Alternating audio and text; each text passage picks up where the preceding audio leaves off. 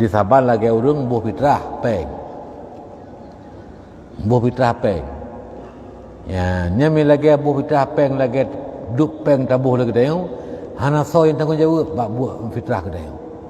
Hana so tanggung jawab kesah fitrah dia. Tabuh fitrah peng. Pakan buh peng, hai kudang mazhab Hanafi je buh peng. Je harga. Harga makanan pokok. Yan. Man pakan buh duknan, hai ku harga ayum bereh. Si raurung minta buh bereh sehari setengah 2 borgam. Minta harga sehari pura-pura 20 ribu. Si kanare 10 ribu. 2 borgam 5 ribu.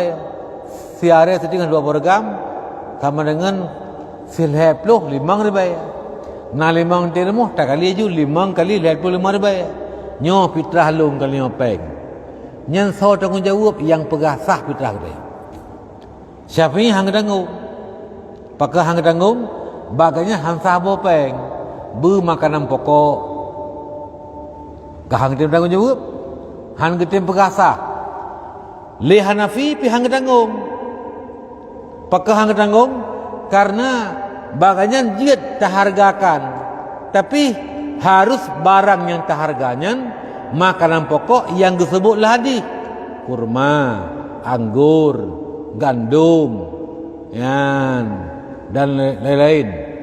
Sedangkan bereh arutnya nyu hana tercantumlah hadis. Le Syafi'i pakan jiat bawa bereh gekih bak bur bak gandum. Menyegandum makanan pokok, bijian bisa disimpan lama. Je ke makanan pokok, bereh saban persis sifat ji ke gandum. Menyegandum je, maka bereh je boh ke fitrah. Yang Imam Syafi'i. Sedangkan Imam Hanafi, hanjek boh bereh pakan bereh hana tersebut hana tercantum hadis. Menyepun tahargakan mazhab Hanafi harus tahargakan bijian yang tercantum dalam hadis. Puata harga kurma, puata harga gandum, atau harga anggur. Lampai harga ber. Nebuh peng kat jiut boh yum kurma. Yan, 3 tang. 3 tangnya sama dengan kalhere 5 kilo ni kan. Padup kurma 1 kilo. Yang dapat juh kurau, pajuh lego. Bek murah saya dapat juh. Kamulat kurma. Padup mampu rupiah 1 kilo. Yang kai dapat juh. Mesti 50 rupiah 1 kilo. Serta 50 rupiah. Sirau urang. Kapanan? Serta 50 rupiah sirau urang. Nasi peluh di rumah si tai tengok.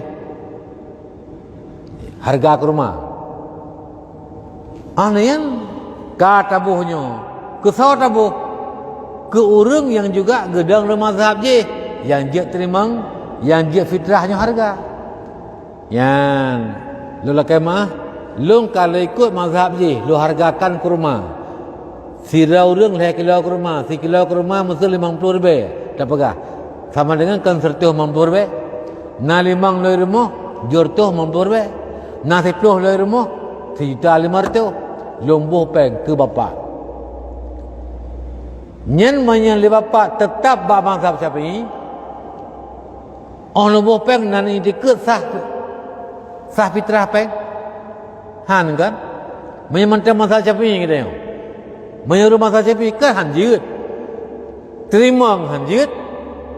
Tabuh pun hanjut.